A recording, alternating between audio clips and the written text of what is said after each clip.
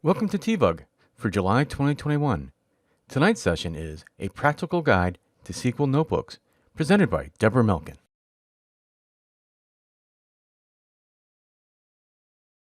We're always looking for speakers for TVUG. If you'd like to do a presentation, please reach out to us at meetup.com/TechValleyNetUserGroup. TVUG is sponsored in part by the .NETFoundation.org. Looking for other user groups to attend? Please visit meetup.com/.net-virtual-user-group. And now a word from our sponsor. Hi, everybody. I'm Megan Ermolowitz. For all of you who are new to this user group, I'm a talent acquisition manager focusing on the technical side for Allant Workforce Solutions, and I'm super excited to participate in today's event. I would love to share some of the roles that I'm currently working on. They are local to the Capital District. I have actually two .NET roles that I'm actively working on. I'm super exciting about that.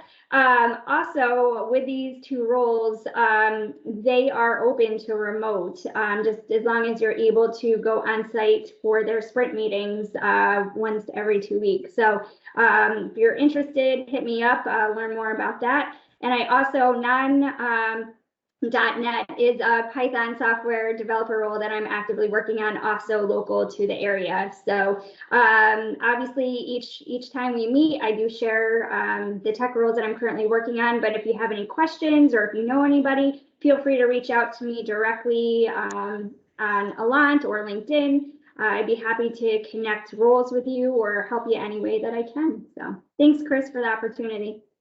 Oh, thank you, Megan. All right, I'm about to turn it over to Deborah Melkin. And Deborah Melkin is a Microsoft MVP on the data platform. And tonight's presentation will be on, oh, good Lord, what is it on? I forgot the title already, sorry. It is going to be a practical starter guide to SQL Notebooks. And with that, I'm going to turn it over to Deborah. Okay. Hopefully y'all can still hear me. And I am now presenter, so let me share my screen. Screen 2. All right, so hopefully y'all can see my screen. Yep. All right.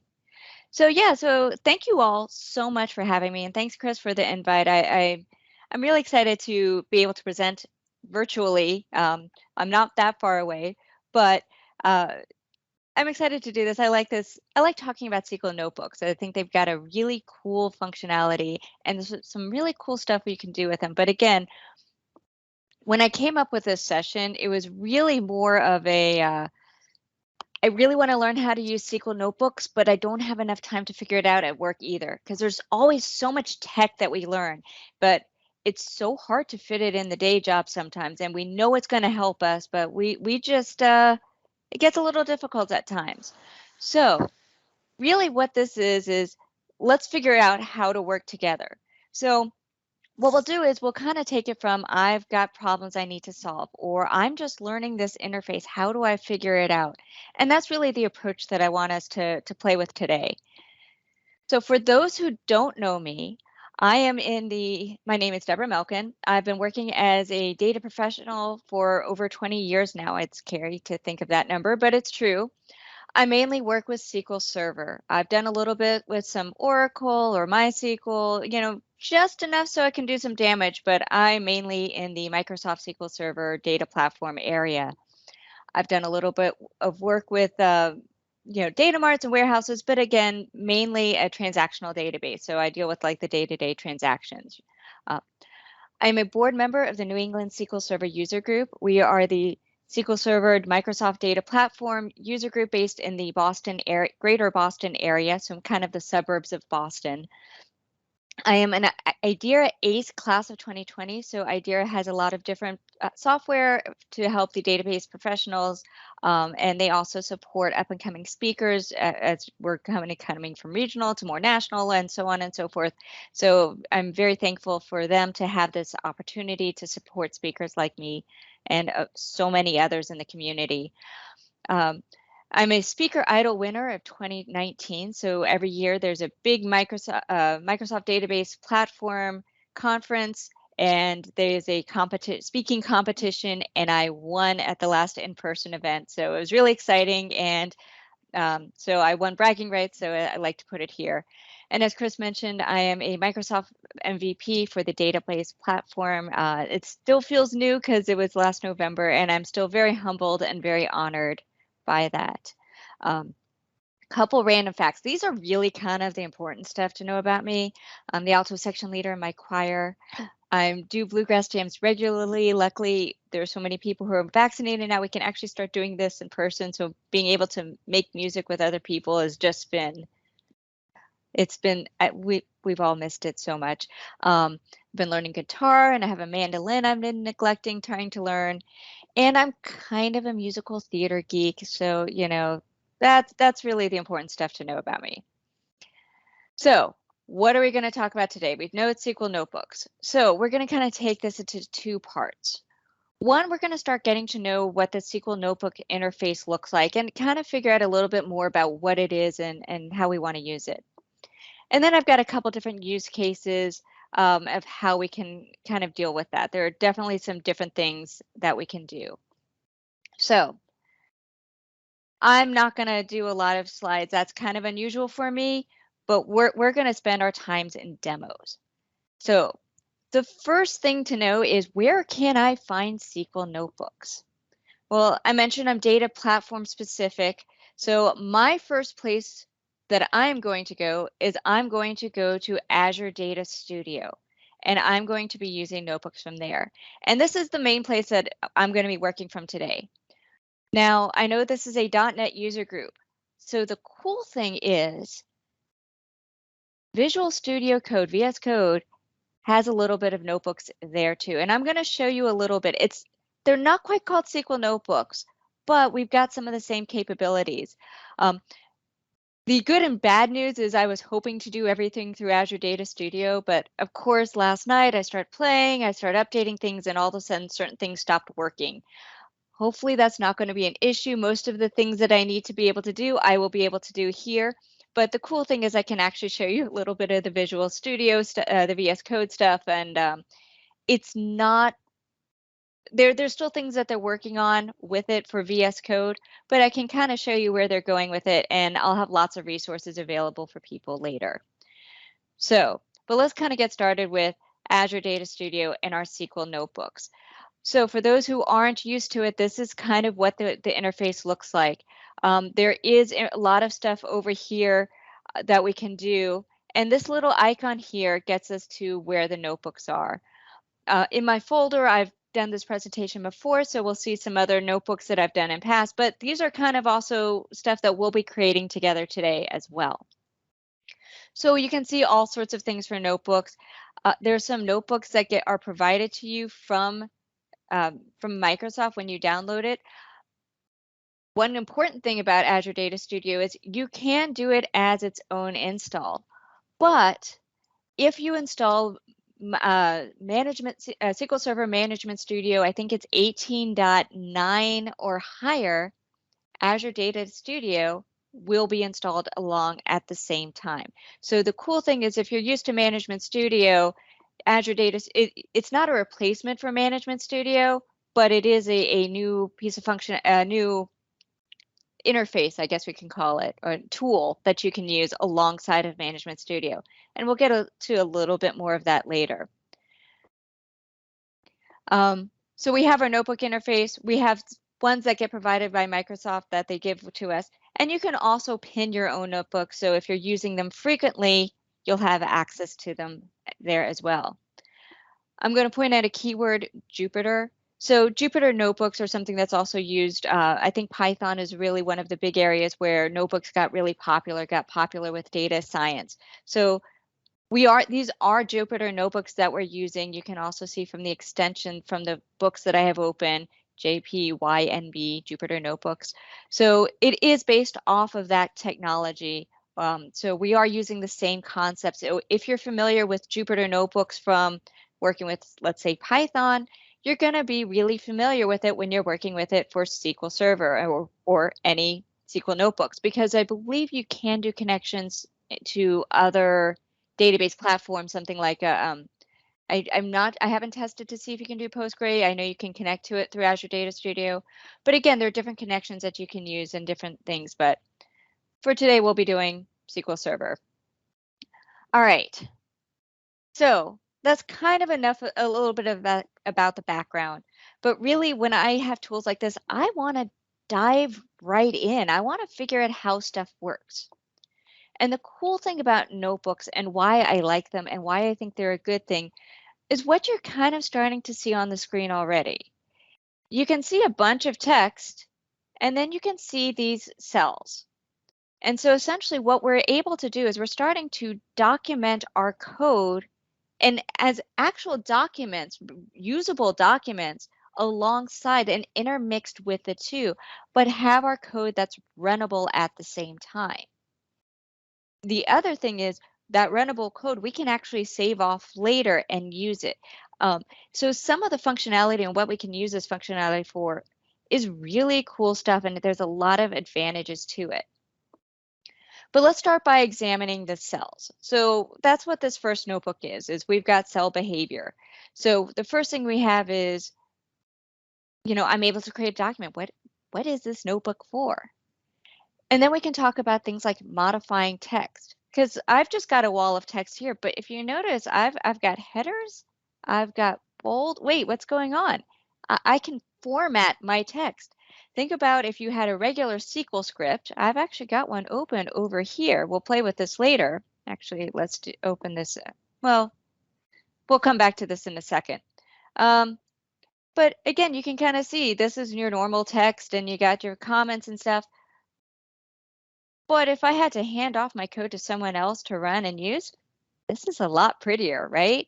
But we can also do things like we can make edits. So you can either in Data Studio, you can either double click to modify. There's also an edit button in this little menu that you see up here. But you also notice I've got more formatting icons here. This is all also done by Markdown. So if you know Markdown languages, you could actually click over here, and I can do this all through a Markdown view. There's definitely, I've got the link here where you can actually go and you can look up markups. If you want to see half and half to see how things look, you can set it up that way. Or if you like your WYSIWYG editors, I'm lazy, I do, you can do it here. But, you can do stuff like I can make this bold. I can make this italic. I can underline. I can do a highlight.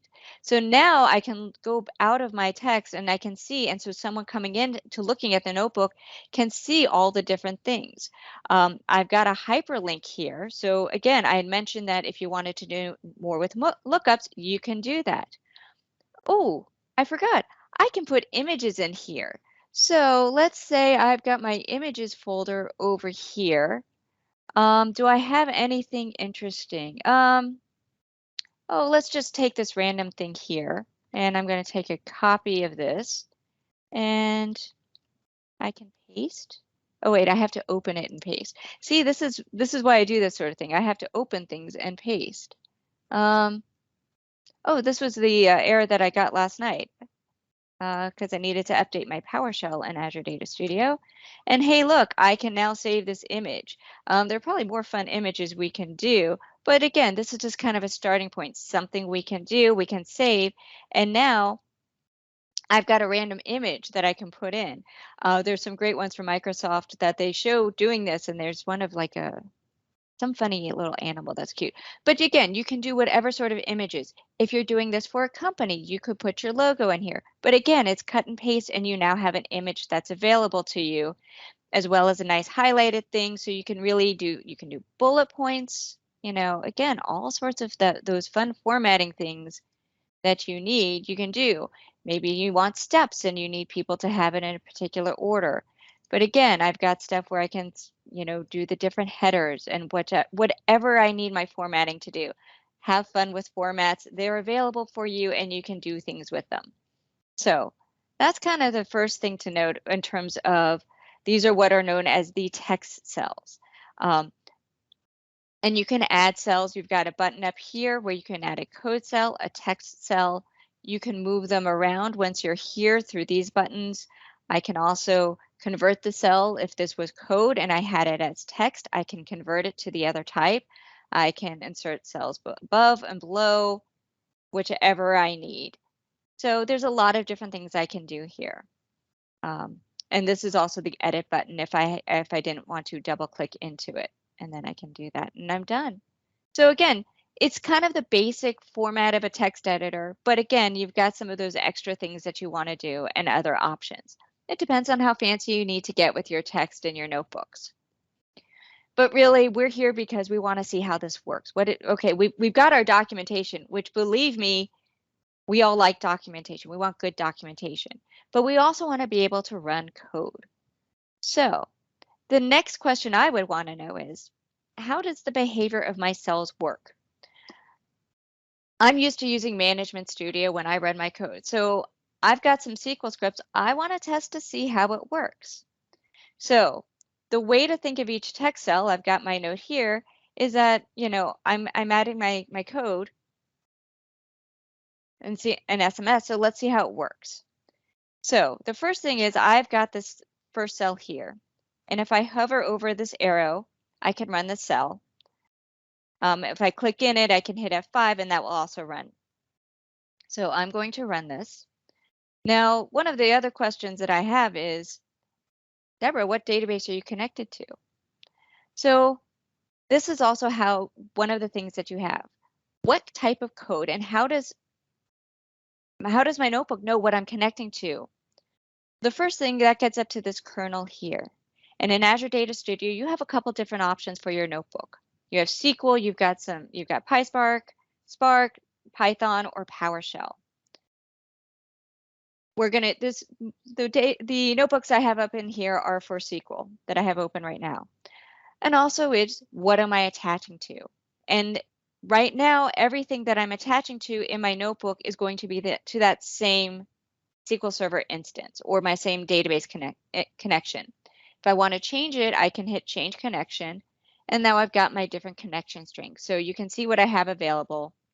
So I'm just going to connect to my 2019 instance. Actually, do I want that? Yeah, let's stay here. And it's going to connect to my default database. So when I connect, I'm all set. You do note, as you can tell, it's not telling you which database I'm connecting to. We'll get to that in a little bit later. But right now, I just want to know my basic select statement. So when I run this, it runs everything that's in the cell. Now, in Management Studio, I could highlight one thing and run it, and it would just run that one thing. Can I do that here? No. So it's an all or nothing when it comes to running what's in the cell when you have these statements. So that's actually a really important thing to know, because again, for Management Studios, or even if you're using the SQL editor in Azure Data Studio, which you can do, you can highlight just that one statement and run it. When you're doing your notebook, it's everything that's in the cell, which then starts getting to a different thing. Sometimes you need to run things piecemeal. So that gets into what's the true scope of a cell. And what I mean by that is when we're talking about batches. So for example, I have my variable here. I have a variable called test, and then I want to run my test. So first, I want to get the values from it. So how does that work? So I'm going to declare my variable at test, and I'm setting it to be the current date time. And it worked. So now when I go to the next cell, it doesn't. Well, it kind of makes sense because a variable is its own scope and it can't really read. It all has to exist together. So it makes sense that if I want to do this a variable, just like Management Studio, I have to run everything together. And now I can do that and I can see my current date time. So that kind of works the same way it does and the same way that we'd expect SQL to work. So now you can kind of see, let's talk about transactions. So I have a database called Superhero, so I'm going to switch over to Superhero, and then I'm going to explicitly start a transaction. So that worked. So now I want to see if I have any open transactions. So I'm going to run this dbcc open tran. So usually that'll tell me if I have any open transactions. And it's saying I don't, But I don't always trust that because I didn't do anything. I just started a transaction. And there are times where you can't tell that you have the open transaction unless you actually do something that's going to create locks or select things and things like that. So I'm going to do an update statement. I have this alter ego statement where I'm going to make sure that I'm Wonder Woman. So I'm going to run this. I have one row affected. I can make sure that it worked. And yep, we can see that I'm now Wonder Woman. And now let's check our transactions. And we can see that I did a named transaction. I like naming transactions just because I can actually go look and say, oh, I know where that's coming from. And I can see that this is that transaction that I started a little bit ago, right up here. So I'm now blocking everyone. So let me also show that I've got open locks. We can see that I have open locks that I'm holding because of the transaction. And at this point, we can kind of see that the transaction, again, if you do this in Management Studio, it's working the same way. It's not everything, but it executes each statement. My transaction is still open. So I can now roll back everything and then we're set. We can confirm that it's rolled back and I'm just your average citizen. Well, at least in this database for now. But again, you can kind of see that when we're talking about how everything's worked, it is very much like you would run line by line in Management Studio. I've just already pre-grouped everything into their own little statements, into their own little cells. And I can put more explanation, more legible explanation. I don't need to worry. I can make it readable because I don't have everything in big green blocks of code. And I don't have to worry about, is something going to read incorrectly because it's also already in a text cell. So we already know that it's not going to be run as code. So I don't have to worry about extra stuff in my comments that may cause things not to work properly. So that's kind of the cool thing. But again, this behavior is working exactly as I'd expect it to. Now, the last thing is kind of a simple thing. I've got select statements and I can do print statements. And the two work kind of differently, but they're different ways of displaying messages. And I'm known to use these for various things, whether I'm troubleshooting code or something. So what does that look like in my notebook? What's my select statement and what's my print statement? So messages that are printed. So we can see my select statement is something pretty simple. I'm just selecting text. And we can see that it's a grid. Couple things to note about this that I didn't point out above, but it's easy to point out now. With a select statement, we've got a bunch of different options as to how we can display the data. This one's not as great for it, but we can do things like we can save our results as a CSV. We can save it as an Excel. We can create JSONs. We can create XML. And if I had, depending on the type of data, like if I did a more statistic results, I did a lot of measures and stuff, I can actually create charts directly in here, in my Azure Data Studio, in my SQL Notebook, and I can have the chart along with a statement that created the data. So it's actually a really cool way to kind of visualize our data as we're doing it. And then the other thing is, what's a print statement? And well, again, these are our messages. So the print statement is just that. It is right here. Just a simple print. There probably are ways to modify the font. Right now, mine's kind of small, so I'm sorry for making you to kind of go like this against your screen. But it's just kind of one things that we can do. And again, we're still just kind of exploring our notebooks and see what we find out from there. So one other thing that I wanted to point out is we have our select statement, and when thinking about the way we connect in the cells and how do we connect. Because as I'm showing it here, I've got my notebook, I've got my connection, but how do I know where we are? Because for Management Studio, we always can sit there and our look and say, hey, which database we're in. We have lots of ways of seeing that. We don't have that with the notebook. And so that's one of the things we really want to think about. So I have my connection here to SQL Notebooks, and because I had this open, it's connected all my notebooks to it already. So let's just start here. Where am I? I'm in my master database because I had just done a basic connection. So changing databases, I did this before too. I just said I'm using my database. I'm selecting superheroes. And again, I want to see where I am. And I'm in my superheroes database. One of the cool things about notebooks we can kind of start seeing right now. If I ran these in the same script, let's say Management Studio, this would be the only result set I see. Notice I am seeing all of the result sets from everything that ran before. Those haven't disappeared. So this is kind of cool. If you make a change, I'm selecting something, I'm making a change, and I'm selecting again, I can compare back and forth in the same notebook. That's actually really handy, and that's something really cool that we can take advantage of.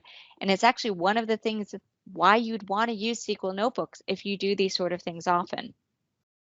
Now, if I were to go back and rerun this, what happens? I'm now in superheroes because again, this change happened and so it's affecting everything.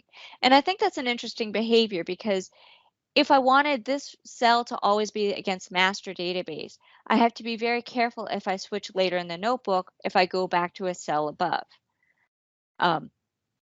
So it's one of those things that we have to be careful of when we do notebooks, and especially if you're going to do the notebook against multiple different databases and have the cell do multiple different things, you're going to want to pay attention to that.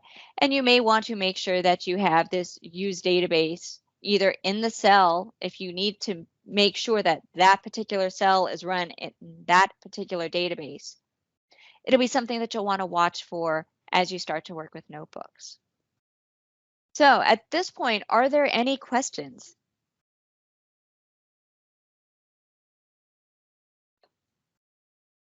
I don't think I see any right now.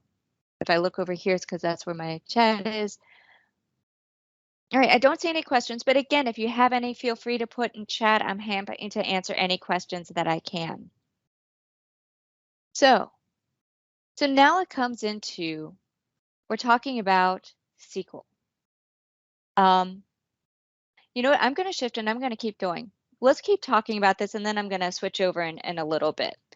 So we're talking about how our SQL notebooks can save multiple changes and we can do those sort of things. We can see all the different things and changes as we go along. And that's one of the cool things about SQL notebooks. So let's play a little bit with that. How might that work for us? How might you use that in your day-to-day job?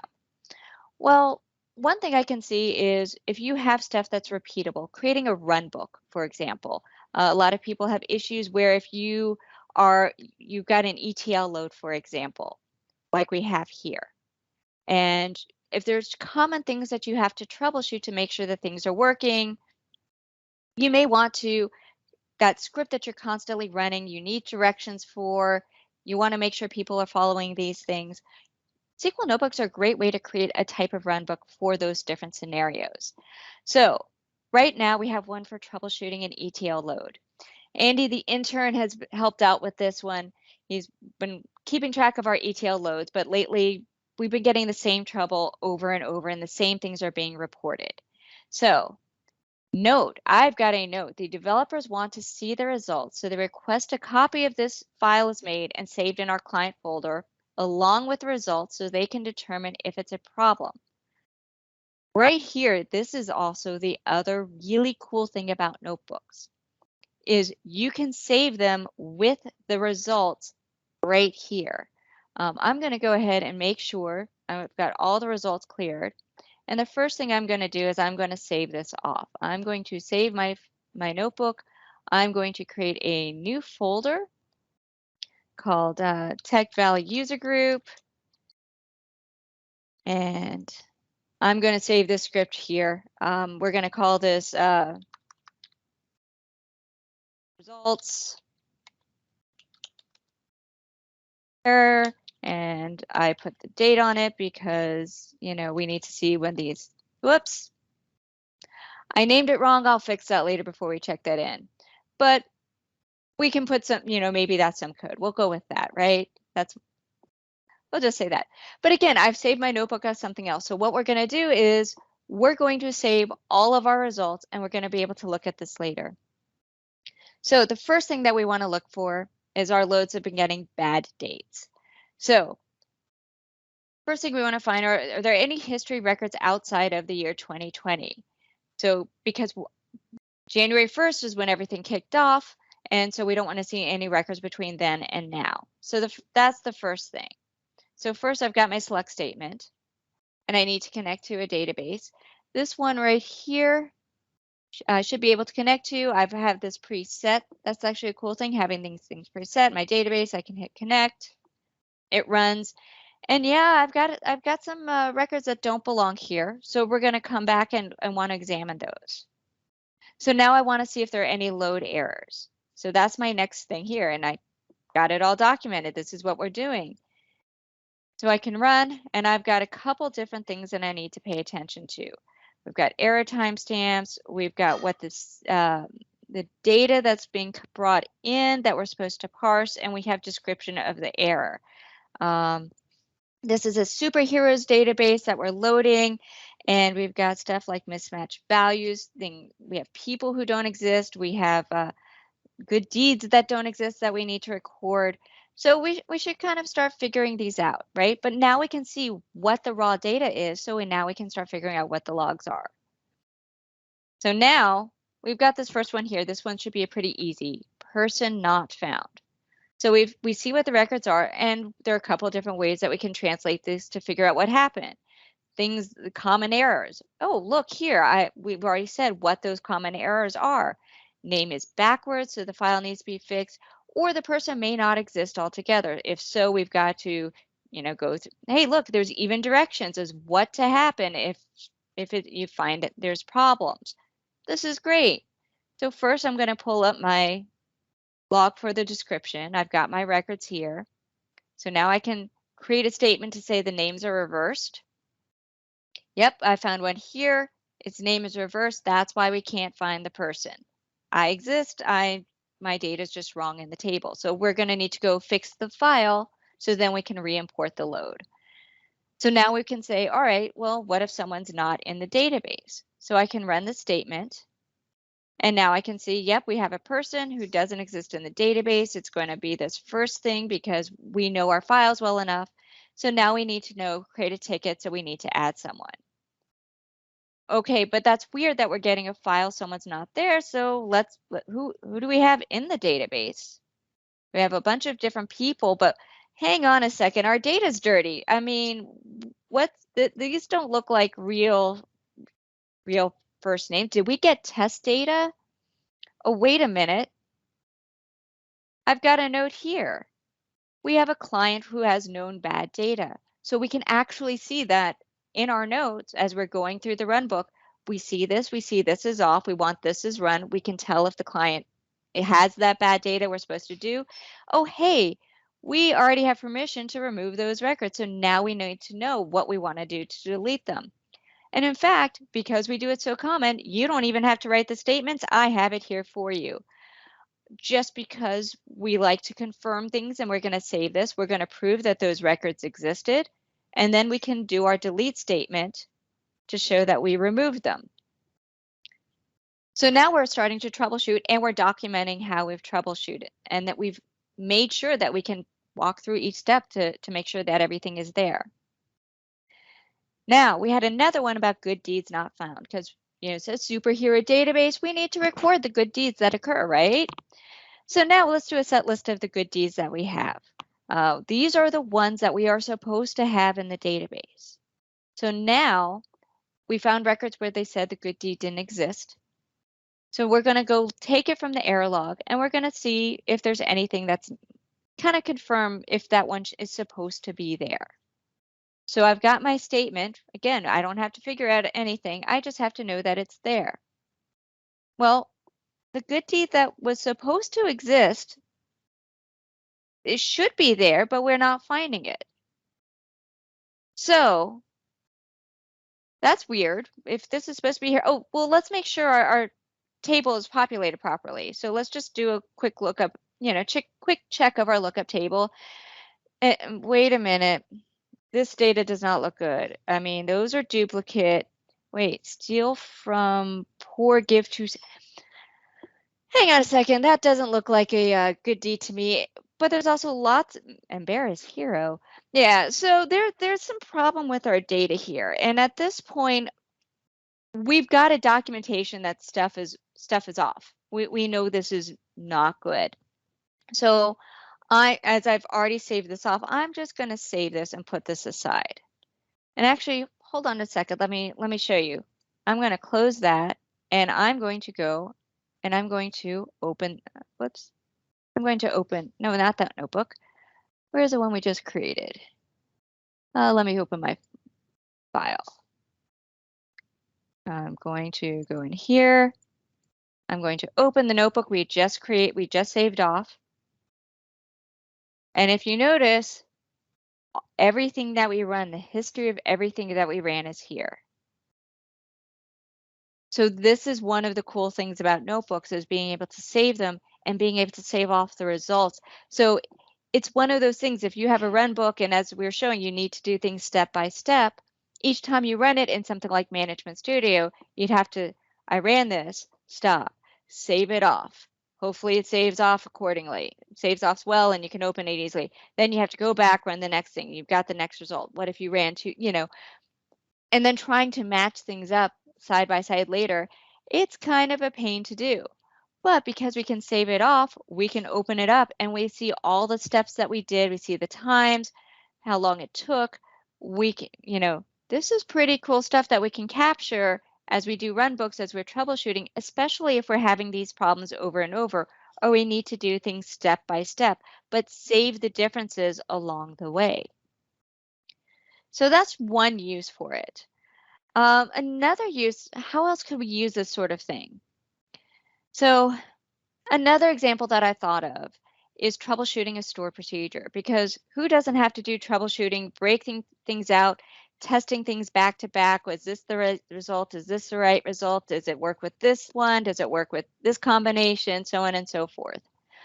So the one that I've thought of is I've had to do dynamic store procedures before, and these are usually because I'm trying to solve the issue of those fun catch-all stored procs. And those are those select, the catch-all, it's really more of a catch-all select statement that I've had to turn into a stored proc. So the catch-all is where you've got your select statement that says, if this where this parameter is null, or this parameter equals this column, or this one, and you've got this massive list and lots of columns and tables and joined, and you're trying to do all sorts of different things, because it depends on what the search criteria, it's usually some sort of search criteria where you've got all the different options that you're searching on. So you're trying to figure out how to put them together. And it's really hard to create the right select statement or to get a really good tuned select statement. So this was kind of a thought that I had for how would you troubleshoot something like that? Because, I created one of these, and then I had to make sure that my coworkers knew how to troubleshoot it. And so I was like, had multiple different scripts, and you take something from here and you copy it to here, and then you copy it there, and you running everything in between. It's a lot. But if I gave them a notebook, it may help them figure out how to do this and help them to be able to troubleshoot things as they go along in the future. So I have this called return the catch-all search, and there's always going to be bugs. So I even have my goals for the notebook. So we want to know what different options are available. When I do a dynamic SQL store procedure, or a store procedure that uses dynamic SQL, I like to put in a parameter called debug that's usually set to 0.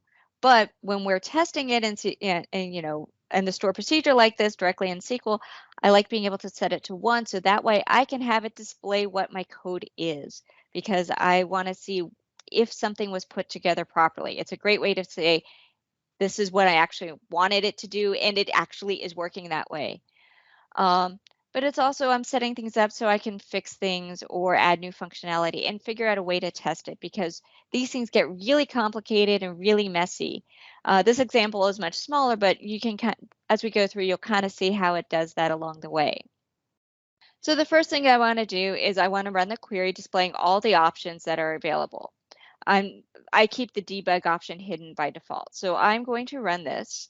I'm going to go ahead and set my connection first, and we're going to change it here to that same superheroes. Whoops. That same superheroes database I was using before, and I'm connecting. And now I'm going to run my statement. And so now I can see my basic select statement or my basic search based on this criteria, so I can see different things. I can see who's included, I can see average citizens, the alter ego name, so on and so forth. So this is pretty much how I'd expect the application to run it. So when I want to run it as a debug to see how things are going, this may be how I'm going to do it. I want to take all my defaults, but I want to set my debug to 1. I want to see what comes on, what happens behind the scene. So I have a print statement that shows you what my select statement is. So now we can see, all right, so this is how it's putting it together when I run these different parameters together. It's pretty basic. It doesn't, I actually do try to format it, but it doesn't format in notebooks, but that's okay. We can deal with that. So moving along. So now we've got a couple different scenarios we want to test to make sure that this works. And we always want to make sure they're there. If we include a last name, just returns based on the last name, including average citizens. So if I want to search just superheroes or all the people in my superhero database, my database allows you to order things. So if you're a superhero and you need to order that really good gadget or the cool equipment that you need, we can include who's ordered what. Now, as we know, the person taking over the person who is an alter ego can be a different person, or the alter ego changes names, or thinking. I guess right now I'm thinking Black Falcon, and I know that all needs to change. I need to update on Falcon and Captain America, all that stuff. If you've watched the Marvel universe movies, TV shows and stuff, you should catch up. That part's not important, but the idea is whoever's playing the alter ego can change. Multiverses, all that sort of fun stuff. So we need to see if there's a alter ego that's changed, the person, if people have changed who's been that superhero alter ego.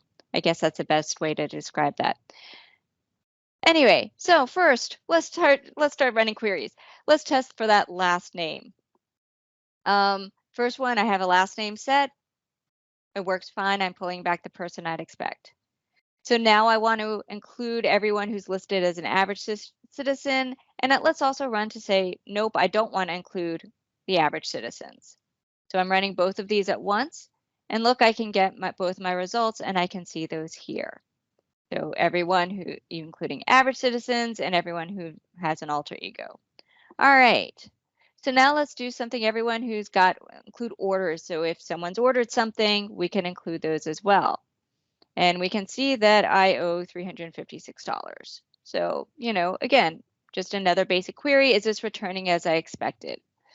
So now let's do one where I want to search for Wonder Woman, and I want to search for who's currently Wonder Woman, and now I want to see who has been Wonder Woman, as well as their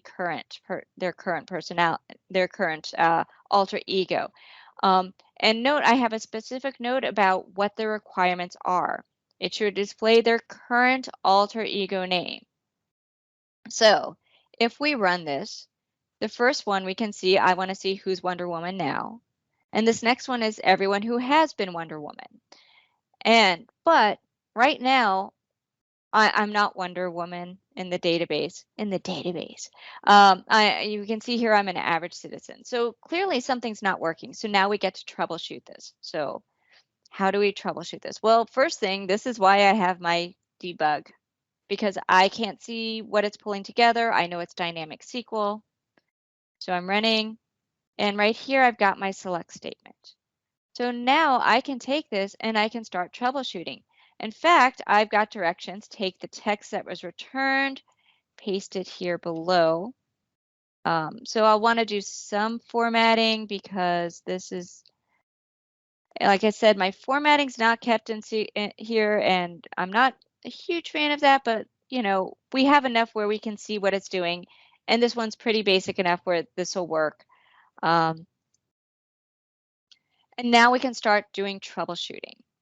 And so now I can run the code in this. I'm going to save some time because I've actually already figured out where the fix is. Because it has to do with how I'm pulling out some of this information. So let me go over here. Let's find my fix. Let's see, I believe it is in this script here. I'm going to edit this in Notepad. And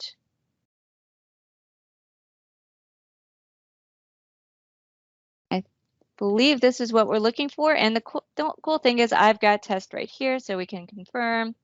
If I run this, I can look at my test. Okay, this looks correct. So now I can start putting this into the gets in my store procedure, which I happen to have right here. And so I will save you from me trying to cut and replace because dynamic SQL is kind of ugly when you put it all together. So I'm going to, let me confirm, am I putting the, yeah, oops. Start here, let me put all of this in here. This is what my store procedure looks like. As you can see, it's a little messy. I can run this. I've got my select statement worked. I can see that it's pulling things here, and I can see that everything works great. So now I can, in a new window, I can open a new query. I'm going to connect to my superheroes demo database. And now I can go in and I've got the script here. Oops. No, I've got the script in a different folder.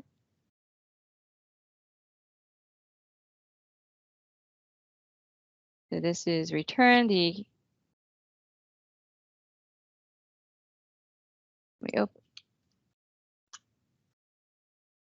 this should be my new store procedure. I'm going to run this. And I can go back now to my notebook. And again, I'm leaving the store procedure results up here the way it was before I did anything. And now I can come back here and I can confirm that I got the right script, which I didn't. Let's see.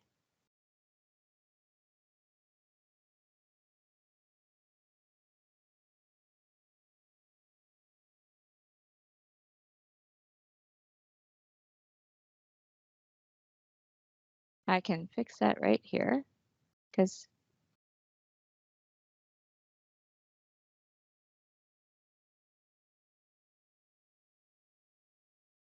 I can cut and paste. Try this again. See, this is why you're not supposed to type during demos. And oh, look, now we can see that we fixed the store procedure. So that's just one way of like, how can we use a notebook in a real world situation? Because this is probably how I would fumble through it on my day job. Any questions about either one of these examples?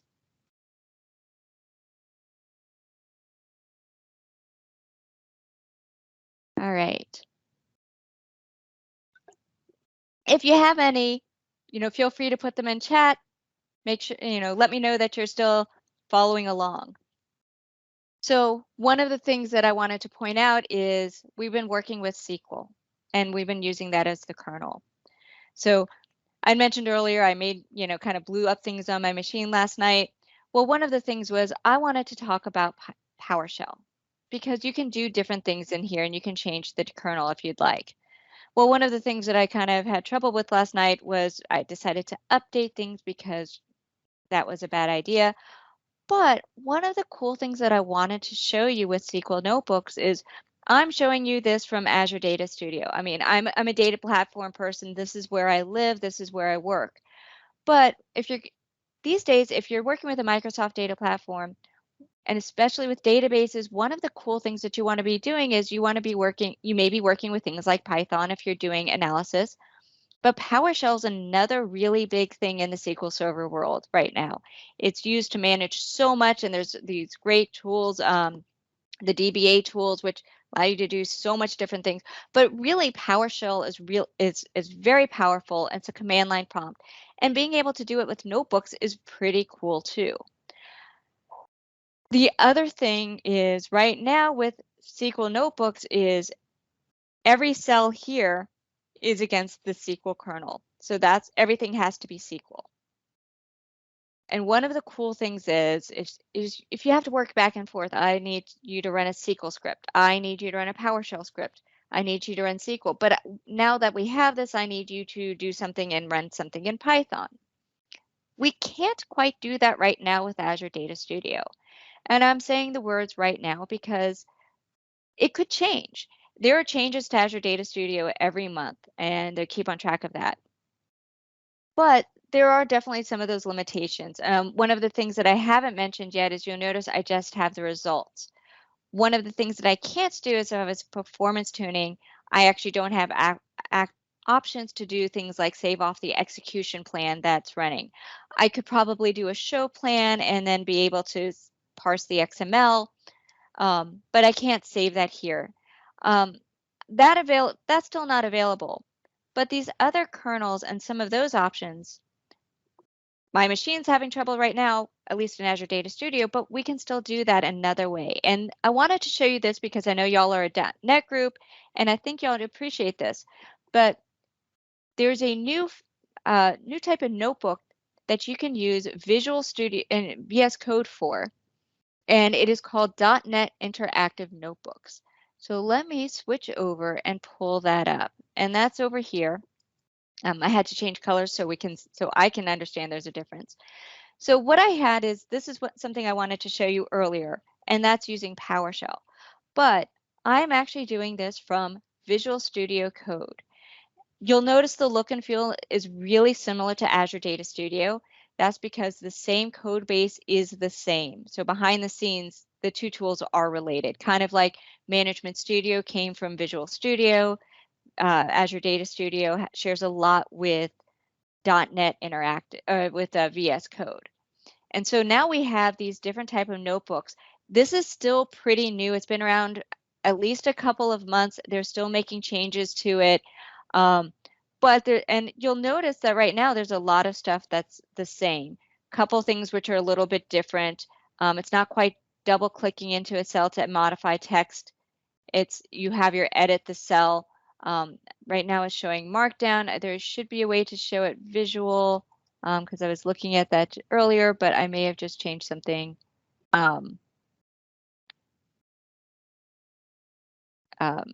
But you can do this as WYSIWYG as well because I know I was playing with that a little bit earlier.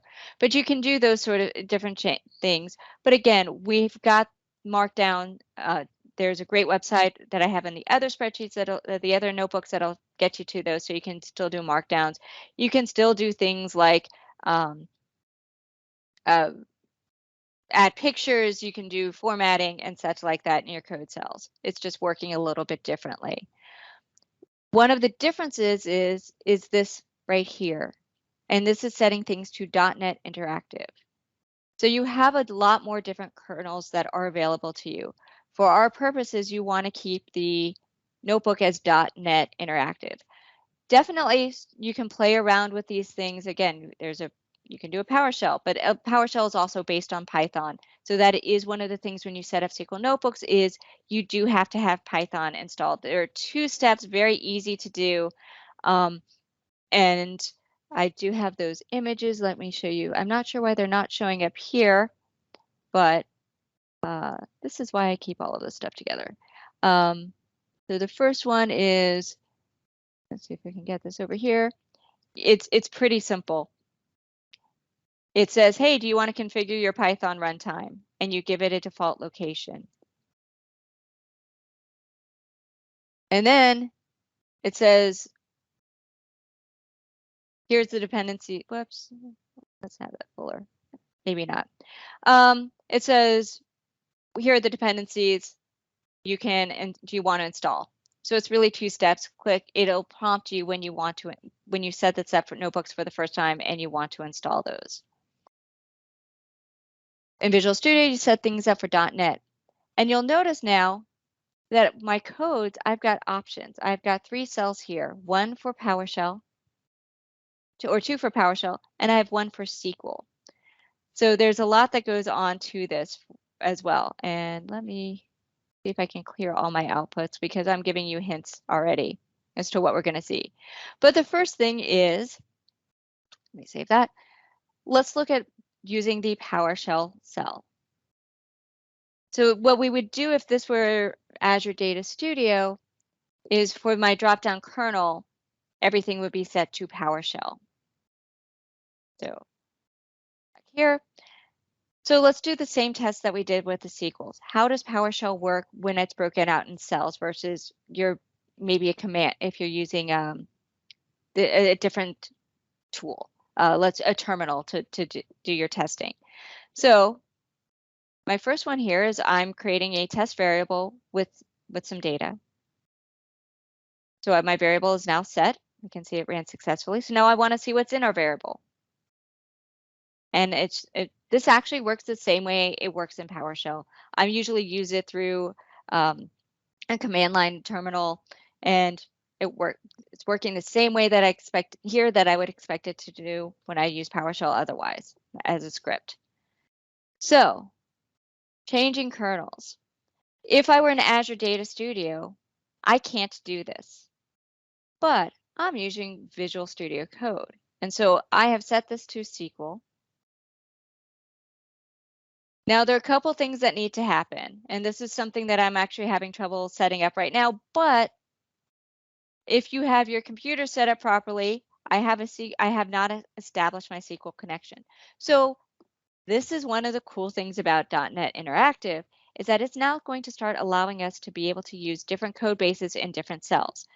And if you need a SQL connection, and you don't have it set up, it gives you everything you need to do. This message is from Microsoft on how to do this. So you can be able to do this. Rob Sewell did a presentation for it's called Group by Conference. Everything's available online. And he actually used .NET Interactive to show how to use notebooks.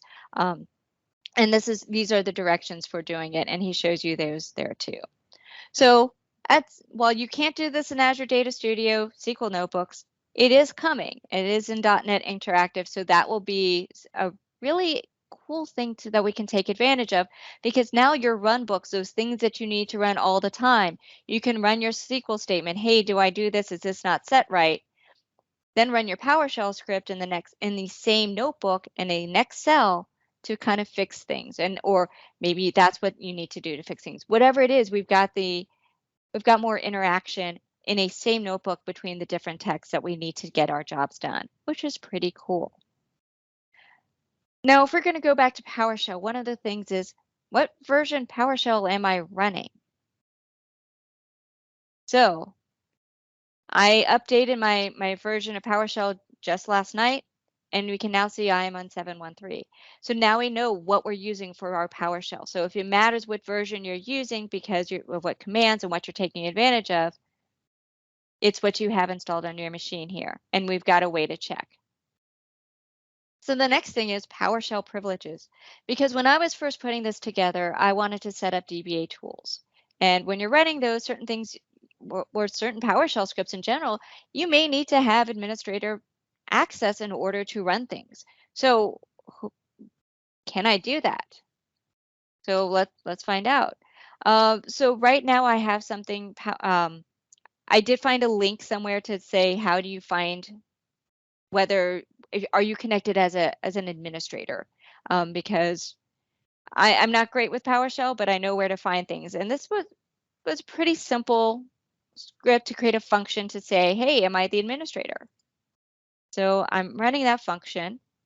And because of the way PowerShell works, I can now go to my next cell, run it. Nope, I'm not administrator. Well, that means that who I've set up, I'm running Visual Studio Code as, is not the administrator. But let's test something quickly. Let me close that out and let me go over to over here, and I am actually going to run my Visual Studio Code as administrator. It just gave me the prompt, and so now I'm starting as administrator. It opens everything up, and we can see my Visual Studio Code is now administrator. So I am going to go back and let's run those same tests again. My PowerShell privilege, this is the cell to create the function, just to make sure. And now if I run, hey, look, it's true. So there is privileges if you're running PowerShell, it is based on who you've opened Visual Studio Code as. So if those things matter to you, and depending on how you're running PowerShell, that's something important to note. Any questions about this?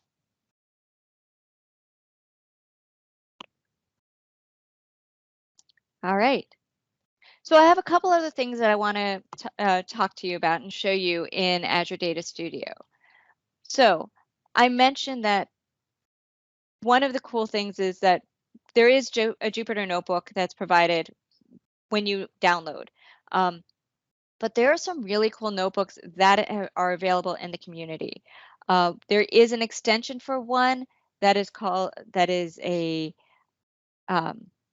that has a whole bunch of troubleshooting available for you.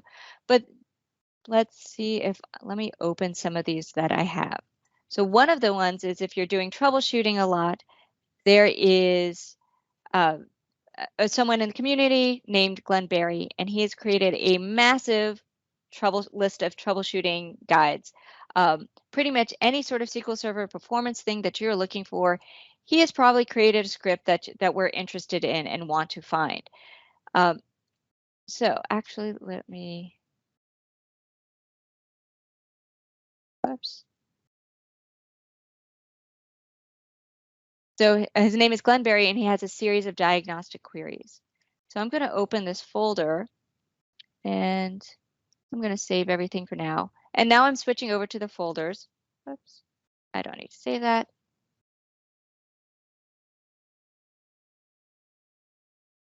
And actually, sorry, I'm not sure why my computer's acting a little weird right now. Don't save. That's why. So now I'm closing that folder, and now I'm going to open my new folder with the other notebook.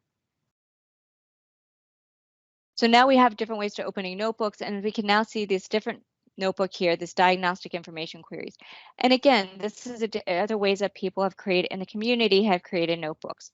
Sorry, it's taking a little bit to load. It's a big notebook, but again, you can see someone else and what they've created.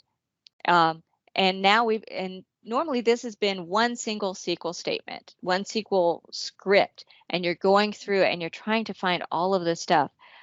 If you have performance tuning, being able to go through here, see these things, have a better way to read your different, the things that you're looking for from the results, having it in a run book like this, it's pretty impressive. And it's something that's incredibly useful as a DBA to be able to find this information and look and say, okay, I want to find my last backup information based on database, and I can run this. And you can probably take this and modify it for what you need to do. And again, we can save off those results. And so be able to do that is incredibly useful. Another one that's from the community that you can get through Azure Data Studio through the extensions is one by Emmanuel Mayazzo. I think his name is Mayazzo. We'll look it up in just a second, and what he's done is he's taken a whole bunch, the Glenn Berry, but he's taken from a bunch of other different sources, and he's been able to create a notebook which actually has table of contents as well. And so let me show you that. And when you start seeing people doing these sort of things with the notebooks, like we can see right here, we have a whole list of different things we can do. And being able to have a single diagnostic book for that's full of different notebooks and putting things together and the different examples that you have, things from the community. This really shows kind of the power of notebooks, if you want to say, being able to have those collections and to be able to look and say, hey, I want to find some information about this this who is active, this one of these great community notebooks. And we can, oops. Sorry, my machine's taking a little bit of time to open these things. But again, being able to have these notebooks, to have these documentation about what these things are, to look at things, figure out how they use it, These are really great resources because what it's doing, it's tying documentation with our usable code together in the same spot. And that's a pretty handy thing. One of the last things that I wanted to point out is we have this connection between Azure Data Studio and Management Studio. So I'm actually going to close this for a moment because this has been taking too slow to open. I'm not sure why that is, but I'm going to go back and open. Let's go back to, whoops.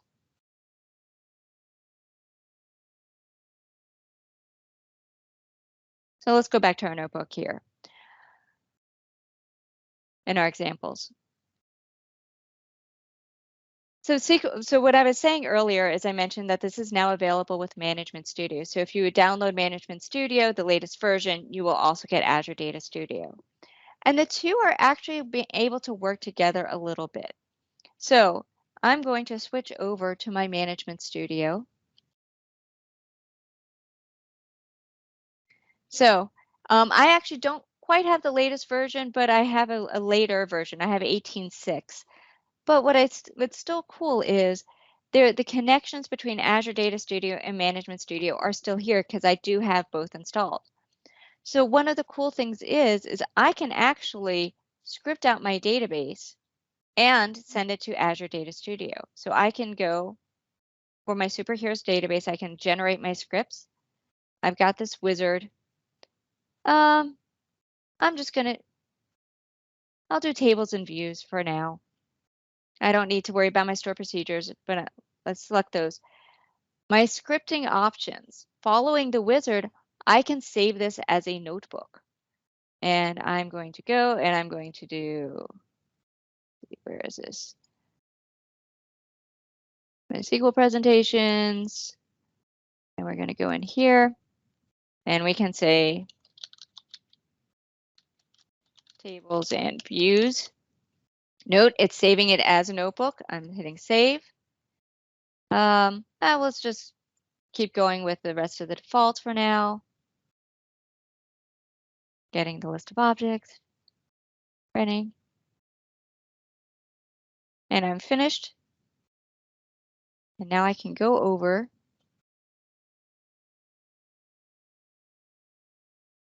and I should be able to go in here. Let's see if it's showing up yet.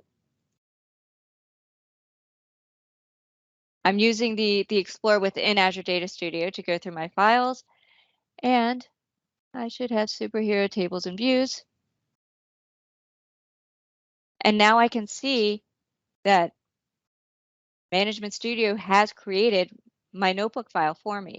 So notebooks are real underlying are all based on JSON, but again, it's figured it out. I've got, it scripted out everything that I wanted. I've got the big the headers above each and the text cells above all the code, so I can see everything that it's done. So, it created the notebook for me from Management Studio. And the other thing is, if I had just a basic SQL script, I can actually convert that directly to a notebook. So I have this script right here, and I was showing you a little earlier. It's a basic SQL Server script, a basic SQL script. And I've got comments, I have goes, but I have other inside comments here as well. But if you look right here, I have an option in Azure Data Studio to export as a notebook. So if I click this, I already have a notebook. And it's taken my comments and it's figured out that anything in the bigger comments should be a text cell and everything else is in the code. The word go is also a connector. So it depends on how you have things formatted, and you will need to make sure that everything is the way you want it before you export, because maybe I wanted this as a separate cell. But Azure Data Studio doesn't know that. This export doesn't know that unless I were to put the word go in between. And we can see that in other places. Or actually, let's close this. And let's do that. Let's add go. Or this, I want it to be as as its own text cell. So I can make these sort of edits. Let's see, let's put a go here and one here. You know, again, I can make these edits, and as I can go through, and then I can recreate it, and we can now see that I've got comments set up a little differently, and then I can go through and make future edits. But again, being able to do these exports and built in, it's making it easier for you to set things up and turn them into a notebook. So if you have that big, massive script that was a run book that you're running, you know, highlight this and run, now you've got an easy way, as long as you have some of these basic things like the word go or these different comments in place, you can have it converted to a notebook for you, and you don't have to spend the time going back and forth. The first time I created a notebook based off of something like this this is actually a script that I used in a different presentation. And the first time that I turned it into a notebook, I was cutting pasted, take this out, copy, put it into a cell, do the format, back and forth. It was a pain. So to be able to get everything set up so I could do it something like this is a huge time saver, and it would make me be able to convert over to using this notebook and making it available that much sooner. So, any questions at this point?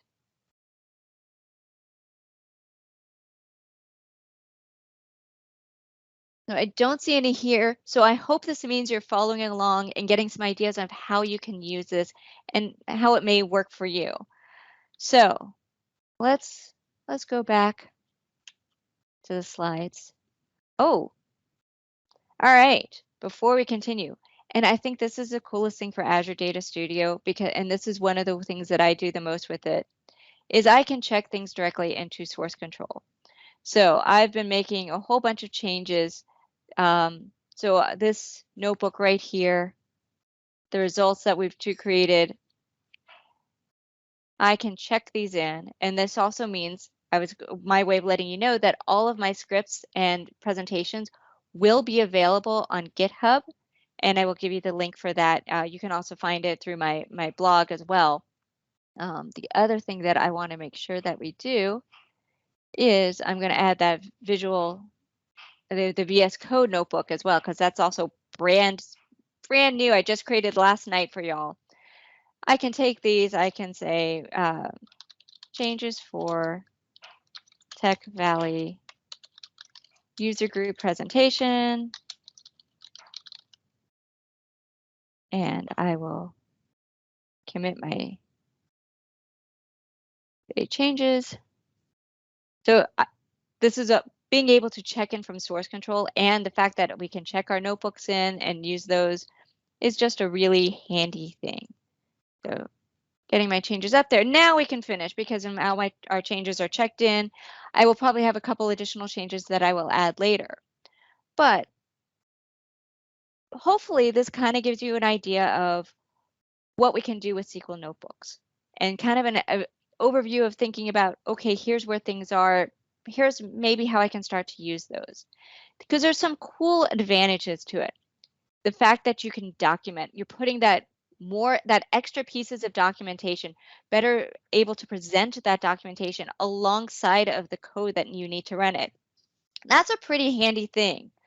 Being able to save the results, and you can share them with people, that collaboration, those results with queries. And again, what you can do with those query results. The same tool for multiple kernels. I mean, that's where we start venturing off into that .NET Interactive, because it's cell by cell. But even the fact for Azure Data Studio, you can have a notebook for SQL, you can have a notebook for PowerShell, you can have a notebook for Python, and still be able to do all of those from the same tool. Azure Data Studio is pretty cool. I didn't get into this, but you can use PowerShell to run SQL notebooks, and you can automate them. There's so much stuff that's coming out about how you can create jobs, and even starting to create parameterization with your notebooks too.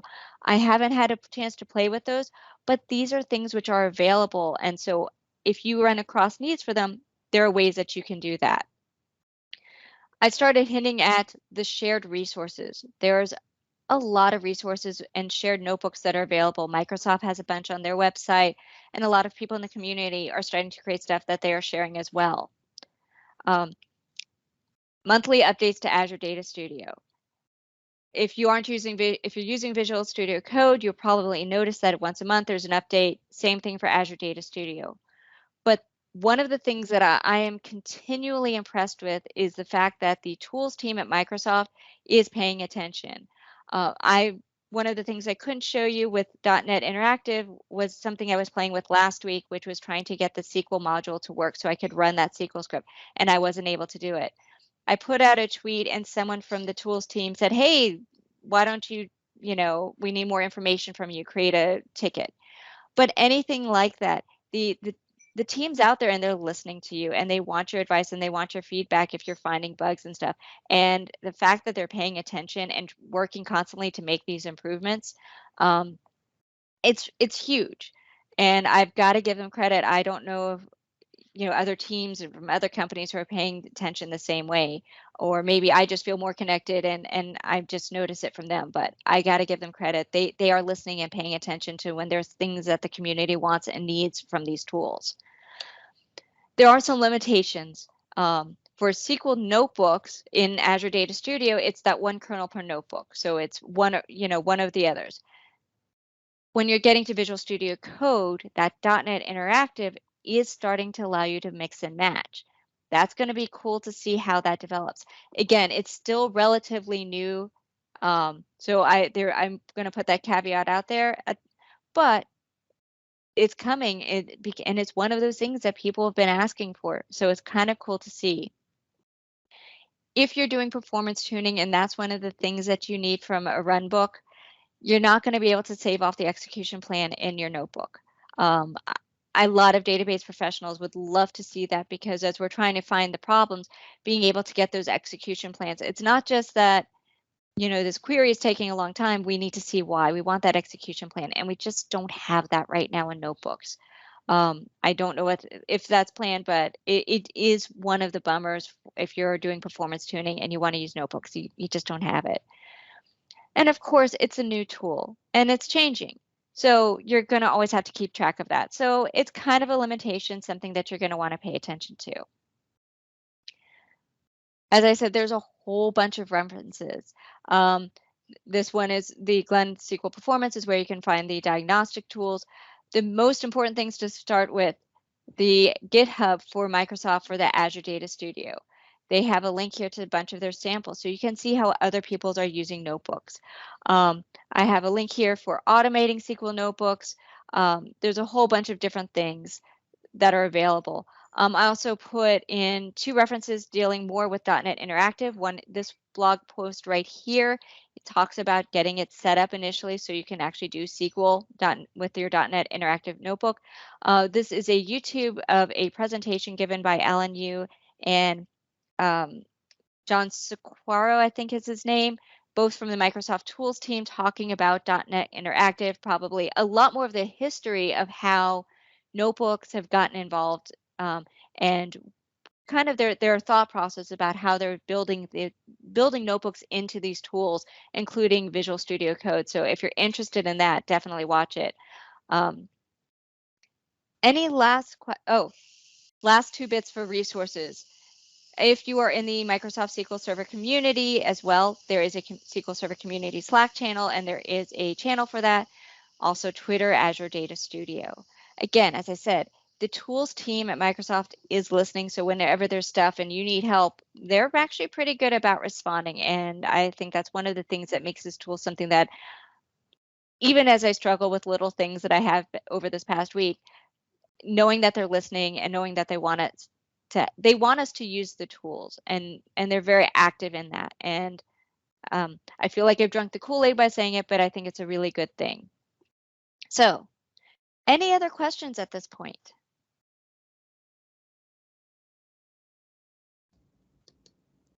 If you'd like, you can take yourself off mic and ask questions too.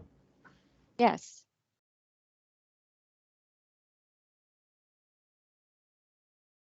Well, if you're still feeling shy, you can still contact me afterwards. You have my email.